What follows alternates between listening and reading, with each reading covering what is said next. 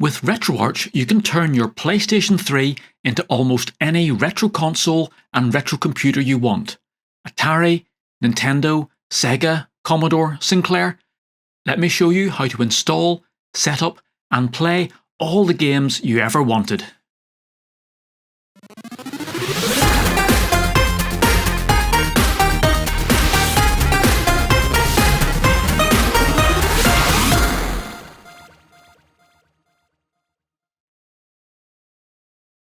Hi and welcome to Bytes and Bits.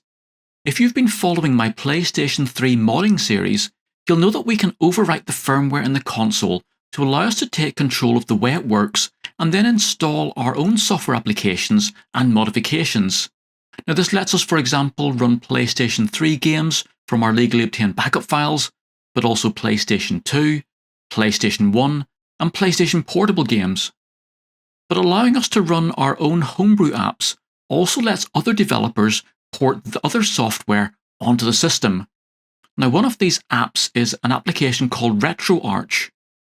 Now, RetroArch is one of the main retro console and computer emulation systems. It's used on most of the front-end launchers, such as Launchbox, RetroPie, Batocera, and Retrobat, and a whole range of others. Now, RetroArch works by creating an interface between the libretro emulation system and the hardware of the machine it's running on. So this basically provides a framework inside which the software modules known as emulation cores can work on doing the emulation and running the game software, with RetroArch then working out how to display the video output, manage the sound, and interface with the game controllers, etc. So we basically need two parts to get a retro console running on our PlayStation 3. We need the RetroArch front-end application, and then an emulation core for the console that we want to play. Now luckily, the setup of this system has been made incredibly easy by the homebrew coders, so let's see how to get it all installed and running on our modded PlayStation 3. Now before we start, there are a few items that you'll need to get ready so that we can install this code. So first of all, you need a modded PlayStation 3.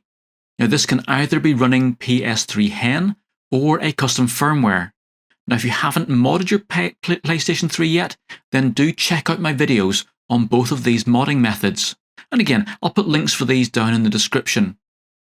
You're also going to need an FAT32 formatted USB drive so that we can transfer some files from our PC to the console. Now if you're not sure how to do that, then please do check out this video as well. We'll also need a way to copy our game files to the internal hard drive of the PlayStation 3. Now there are two ways to do this. You can either use FTP to copy directly from your PC over your network. So to set this up, please have a look at this video where I take you through that whole process. Second method then is that we can use a transfer disk. So for this, we can use the same USB drive from our first step, but we're also going to need a file manager app on the console itself, and that will then allow us to copy the files to a specific location on the hard drive. Now if you've got either Multiman or Webman installed, these have file managers built into them. And in this video, I'm going to be using Multiman's file manager app. Now lastly, you'll need to get some game ROMs for the games that you want to play. Now unfortunately, I can't point you to where to get these, but have a look on the internet and you'll quite easily find them. Now the Internet Archive is a good place to start looking. So with all of that in place, we're ready to go. So to get hold of the RetroArch application, we would normally go to the RetroArch website itself at retroarch.com. And inside there you'll find lots of information about how the whole system works. But if we go to the downloads section, you'll see that it actually does come with downloads for a whole range of different platforms. And somewhere down here we should get down to the PlayStation section. But at the time that I'm making this video, which is at the very start of 2025, you'll see that the PlayStation 3 entry is marked as coming soon. So that is currently being rewritten. So to get hold of this, we're going to have to go elsewhere. So if we head across to the Brewology website, and again I'll put a link to this in the description down below. If we go to the Homebrew section and then Emulators, they do have some active links to the application that we can download. So if you scroll down here, you'll come to the RetroArch section. So just click on that to expand it out. And it will give you a bit of an idea there of what's available. So again, it tells you a little bit about RetroArch. It does then list the cores that you can use. So remember, each of these cores will let us emulate a particular retro system. So for instance here, the Pro System core will let us emulate the Atari 7800 and so on. And then underneath there, you can see that we have a couple of links. So again, the official RetroArch project, that's not available anymore, but we do have this community edition. Now there are two download links here. One is the download link for just the base bit of software, and that is just RetroArch itself. The second one then is a packaged version. So this is actually RetroArch Community Edition as above, but this time it actually has all of the individual cores actually built into the one download. So if you install the top one, you get a smaller download and it takes up less space on your hard drive, but you then have to individually download whatever cores you want to use. Whereas this one here just gives you everything in one go. So I'm going to have a go with that one. So if you click on the download link, that will download one of these PKG files. So that is a homebrew package software. And we need to save that then onto our transfer disk. So make sure you've got your USB, your FAT32 USB drive plugged in. I have mine in here, marked as transfer. And we want to save this package file onto the root of that USB drive. So make sure it goes on the root. So once that's saved in there, we basically have all the software that we need. So now we need to get some game ROMs ready to transfer across to our console. So I've already prepared some here. So I've basically created a folder for each of the systems that I want to emulate. And then inside each of these, I've put some of the ROM files. Now then the ROM files, you will need to work out what type of file you need for these. And the easy way to do that is to go across into the docslibretro.com website, and you can look up the individual systems that you want to use. And inside there, it will tell you what file types that particular core will accept.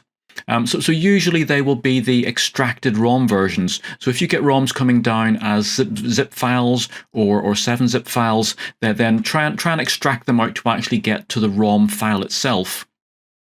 So I have a number of the Atari 7800 ROMs here, and again, similarly in my Mega Drive folder, I have these .md files, which gives me the Mega Drive files, and so on.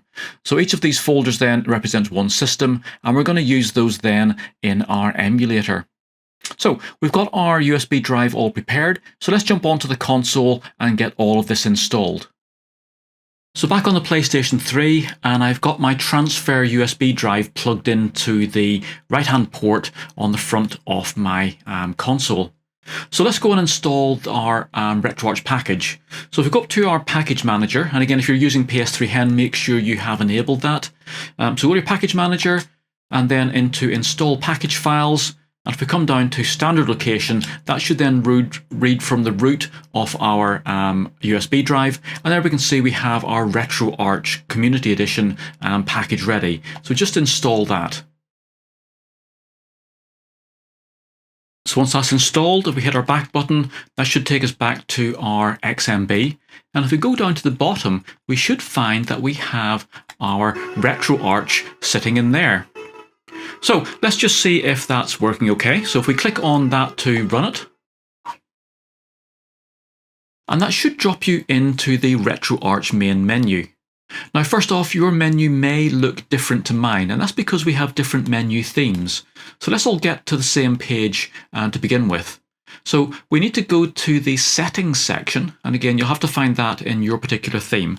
But if we go into the settings, if we then come down to our user interface, and go to our menu, select that, you can see that we have a number of options. So this RGUI is very good for small handheld devices which have a low resolution screen, but otherwise we can use any of these other ones.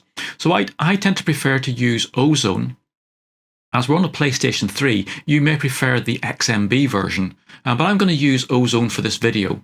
So if I select that, to get that to take effect, we need to come back out of here and back up to our main menu, and then restart RetroArch. So when RetroArch restarts, we should now be into our new menu theme.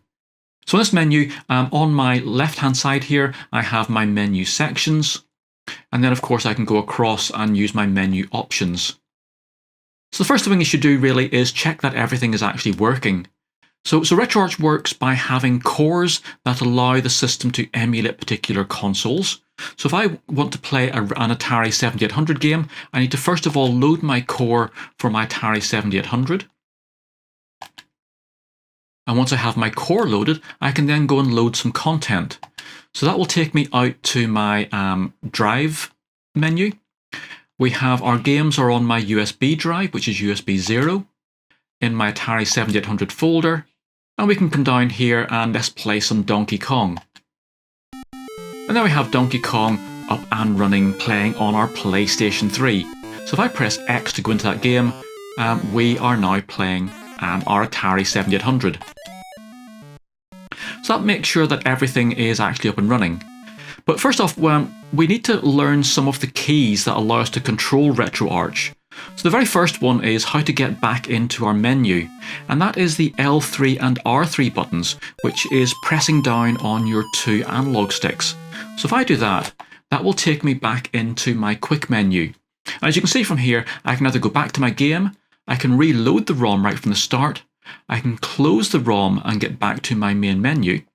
And there's a few other things in here. So it's worth at this point just saying one of the very useful things is this save state feature that RetroArch has. So the idea here is that as you're playing a game, you'll at some point want to create a save point. So I'm just playing Donkey Kong, and as I complete this first level and go to the next level, I can actually press my menu buttons, and that will pause the emulator at this point in time. I can then come down to my save states area. And the way this works is that we have multiple slots, and these are per game. So if I come into here, you can see we have a whole range of different slots we can save. And these are in effect are each individual save point. So if I use the -1, then it will automatically save each time I save the game. It will just put it in the next available one. Or I can just save it into specific slots. So I'm going to save this into a specific slot, and I'm going to save it into slot number 0. So I make sure that my slot 0 is the active slot, and I can then save my state. That will then take me back into my game. So I can carry on playing my game, and eventually then I will end up dying. And there we are. So I've lost all my lives now. So I want to replay this game, but I don't want to have to go through level 1 again. So if I come into my main menu with my L3 and R3 buttons, I can make sure that I am going to load from slot 0. So slot 0 is my active state, and I can load that state. And there I am, straight back at the beginning of level 2, and I can then just carry on with my game from here. So let's come out of this game and close the content and back to our main menu. So now that we know that everything is all up and running and working, we can start to fine-tune our setup. So the first thing I want to look at then is where our games are saved. So at the moment we have them on our USB drive. So if I come down to load content, we have to come down to our USB 0 and then go off to each individual folder. Now that is fine, there's no problem running things from our USB drive. But the problem we have is that as we go into more in-depth setting up things like playlists and so on, we need a fixed point where our game files are going to be stored. So if you have them on USB drive, obviously you have to have your USB drive plugged in. It needs to be in the same USB port and so on. So I actually find it's much easier if we have our game files actually saved on our hard drive. As you can see in the load content area, we have a couple of sort of quick access points up here, and one is our downloads folder. So if we go into that, you can see at the very top of our screen, it actually tells us where this downloads folder is on our hard drive. So it's in hard drive 0, in the game folder, RetroArch, user directory, and downloads. So I'm going to actually copy my ROM file folders across into this area. So to do that, we need to come out of RetroArch. So I'm going to quit out of RetroArch. So back on our XMB, we need to use a file manager. So as I said, I've got both Multiman and Webman installed here, and both of those have a file manager built in. So let's use the Multiman file manager. So go into Multiman, and on its XMB, we just go across to the left, and you should find a file manager option in there. So just select that. So that will open up the sort of desktop application for Multiman. And in this one here, we use our right joystick to move the mouse around, and then the X button is almost like our mouse button where we can select things and double click them.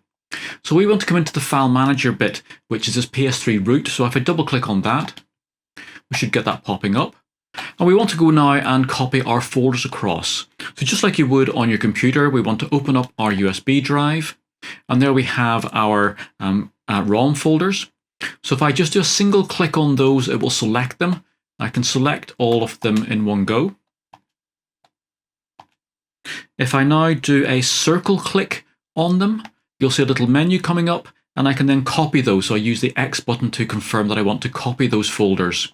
So as you can see, I now have 5 entries added into my clipboard. So let's go and put them into the downloads folder. So we're going to go up a level onto our hard drive 0.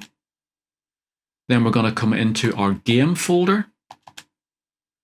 We now need to go down from there and come down to RetroArch, then into our user directory, and then downloads. And so we can now just do a circle click in here, and we can paste those folders in and just say yes that we want to do that. So once those have copied over, we can just come up, we can close down this area here. So I can just go back to my normal games section. And then from there, we can just close down our Multiman. So once we're back to here, we can come down to our RetroArch. And if we now go to our load content and our downloads, we should find all of our game folders in there.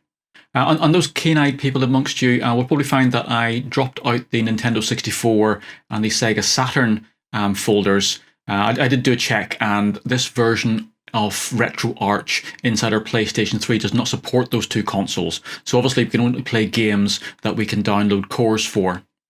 But that then gives us all of our games on our internal drive inside our downloads folder. So at the moment, we still do need to go through this sort of process of going through here and then finding our games and ROMs and so on. But there is an easier way of doing that, and that's using what are known as playlists. So playlists allow us to create collections of games. And when we create that collection, we can ask RetroArch then to try and identify those games and attach information to them. So instead of having to go through and select games from a list of ROM files, we will actually then have a little library of games all sectioned off as we want it. And those games will then have proper titles, it'll have information about the game, hopefully some thumbnails, and so on. So we actually have a much better user interface. Now, all of this does stem from RetroArch being able to identify the content. And to do that, we need to go into our upline updater and update its databases. So inside the online updater, there are lots of things we can do in here, such as downloading new cores, although again, the PlayStation 3 that we've done pretty much has all of the cores that it does allow already installed. But we can, of course, then update various other things. But for this playlist, what we need to do at the moment is we need to come down and we need to update our core info files. And you can see it's downloading a zip file from there. And of course, for this to happen, you do need to have your PlayStation 3 connected to the internet, either by Wi-Fi or as an Ethernet cable. So we're updating that. We can then come down here and we need to update our databases. So that will update the database of games and how to identify them. And once we've done that, we can actually come back out of here and start then getting our playlists all set up. So we do this in the load content section of the menus. So if I come in here, we go down to playlists, And we have a number of options here. And one of those is the import content. So this will actually allow us to go off and give the RetroArch a range of ROMs, and then it will identify those and create a playlist from them. So if we come across here, we want to scan a directory because we've got all of our games in nice system directories. So we have to go and find that. And of course, that was out here on our hard drive, game, RetroArch, and user directory, and then downloads. So what we simply need to do is to come in here, we find a folder. So we know that this folder has got our Atari 7800 games in it, and we can then just simply say scan this directory. So that has now scanned that and finished. So if we come back out of here, we should find, if we go back to our playlists, we now have a playlist down here called Atari 7800. And if we go into that, we should now find all of our games. So again, instead of having the game, the ROM file name, it has now identified what actual game that is, and that gives us a much more detailed look at it. So if we come in here, and if I select the Galaga one, we can see there that we can go off and run the game. We can come down and we can get some information about the game. So it tells you all that here, and so on. And you'll also find in this particular menu theme, if I come right out to the front here, our playlists will actually display down the bottom here as well. So if I go across onto my playlist itself, you can see that I have some information coming on down the side of there. So at the moment we have no thumbnails because we haven't downloaded those, but we'll have a look at that in a second. But this then gives me a much easier way of navigating through my games by game name, and then of course selecting those and going off and running them. So as I said, I'm going to go through and create my other playlists, and then we'll come back and sort those out a bit better. So there we have my playlists down the bottom here, and you can see each of those then has sorted out the various games for each system. So if I want to use one of these, I can come across here and I can select a game. But if I try and run that game, and the problem I have now is that the RetroArch does know that this is a Super NES game, but we haven't told it which of the cores we want to use to run these games. Now I can select a core for each individual game, but it'd be much easier if I actually did it for the whole set of games in that playlist. So to do that, we're going to come up here to our settings menu, and then if I come across, there is a set of settings for our playlists. So inside here we can come and we can manage our playlists, and I can then select whatever playlist I want. So let's finish off that SNES one. So let's do our Super NES. And you can see at the moment that the default core for any games inside that has not been set. So let's select that. And now we just need to go and tell it which of our cores we want to use. So if I come down here, so for my SNES, I'm going to use this core here. So the SNES 9X, but the current version of it. So I'm going to select that. And that should let me then, if I come back out of here, I should be able then to go to my playlist. So Super Nintendo. If I come across and now select my Super Mario World, if I run that, it should automatically now select that core that we've just set and run my game. And there we have Super Mario coming up. Right, so that's now our playlist all set up and ready to go. So again, if I come out of that by going into my menu and close the content, that should bring me back to my main menu. So on our playlist then, as I said, when we come down here, each of those then, as we come across to browse them, it would be quite nice if we had some information there on the right hand side so we could see what that game looked like. So that really is the last sort of step in setting up our playlist. So to get this information about each game, we do need to make sure that our system is up to date. So we did this earlier, but do go into your online updater and make sure that you update the core info files and the databases. So back to our main menu, we now need to check a few settings. So if we come into our settings area and we come down to our user interface, we come down to then appearance. If we scroll down here, we've got our section here for thumbnails and second thumbnail. And you need to make sure that we have something set here. So for thumbnails, I have it set to box art. And you can see there are a number of other images that we can use there. And then for second thumbnail, I have mine set to title screen. So that's all we need to check in here. If we then come back out of that, we can then come down to the bottom here to directory. So we need to make sure that our thumbnails are actually being saved somewhere. And this directory settings then tells us where RetroArch is saving all of its bits and pieces. So if we come down to thumbnails, you can see that it's saving it in that RetroArch user directory inside a folder called thumbnails.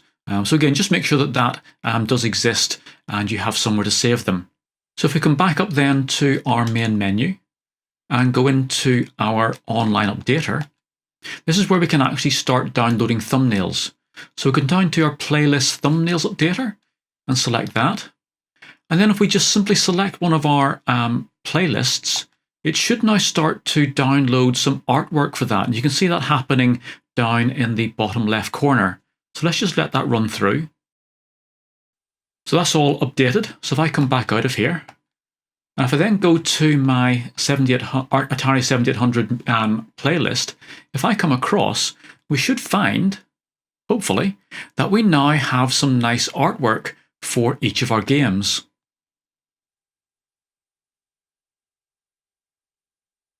So that's our playlist now, all nicely set up. And again, I would have to then go through each of these other playlists to download the artwork for those as well. And again, depending on how many games you've got, so some of these ones here for my arcade games, I have a lot of games in there.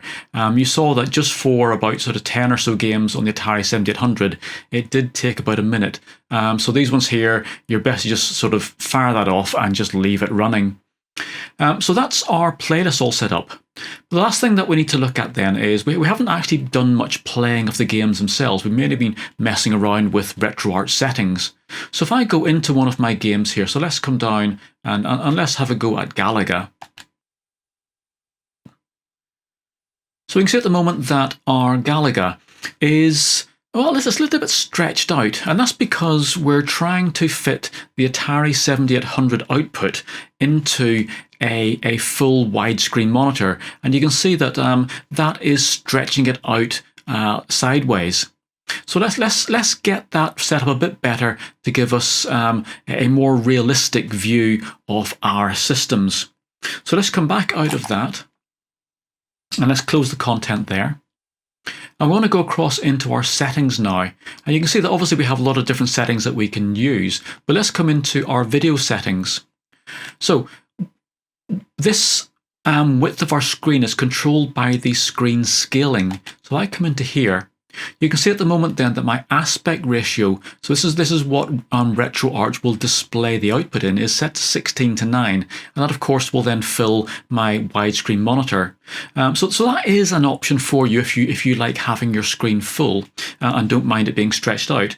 But I'm going to change that then, and I'm going to go down to the original sort of format for a lot of these consoles, which was the 4:3, which was the old sort of CRT television display. So I'm going to set that to there. I'm then going to come back out of that. I'm also then going to make one other setting, and that is this thing called bilinear filtering. So by default, RetroArch will give you absolutely crisp pixels on your output, and that's not how the consoles used to look on the old TV monitors. There used to be a little bit of blurring around the edges, and that's what this bilinear filtering will actually introduce. So I'm going to turn that on so that we actually get that blurring to make our display look like a little bit more original. So back out to our main menu. So let's come back down to our Atari 7800. We'll go across to our Galaga again and run that. And now you should see now that we have what looks like, hopefully you can see it on the screen here, it's slightly blurred edges, so we haven't got that really crisp pixel from our modern display. And we also then are running it in our 4:3 area, and you can see that we have then black bars off to the side, so that overscan area, that is the penalty you pay for getting it to the right dimensions. But hopefully now that should give you a much better looking display. So let's come out of this again and go back to our main menu. So that should get you pretty much set up with any of the consoles that you can find here on RetroArch. Now obviously there's a load of other things that you can play about within the settings, but I'll leave you to have a look at those. Really all that's left now then is to fire up some games and actually get some action going. So what I'll do next, I'll just run through on screen just some of the game systems that I've set up on here, and then what emulator cores I'm using for those, so you can sort of make it just a bit easier to get that choice made. So if you've enjoyed this video, please do click that like button and subscribe to the channel for lots more making, gaming, coding and electronics projects. I look forward to seeing you again in another video very soon. So bye for now.